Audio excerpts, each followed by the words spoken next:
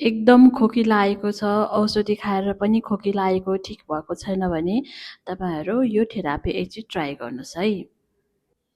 थ्रोटको corresponding एरियामा हातले massage गर्नुभए पनि हुन्छ। त्यसपछि सुजो रिङले दिनको 3 चोटि मसाज गर्ने। थम्ब मसाजर यसले पनि दिनको 3 चोटि मसाज गर्ने। अर्को हाम्रो सी थेरापी छ। यो हामीले थ्रोटको करस्पोन्डिङ एरियामा राखेपछि एकछिन प्रेस गर्नुपर्छ। हामीले दुईटै हातमा लगाउनुपर्छ। राति 8 देखि 10 घण्टा लगाउनुपर्छ।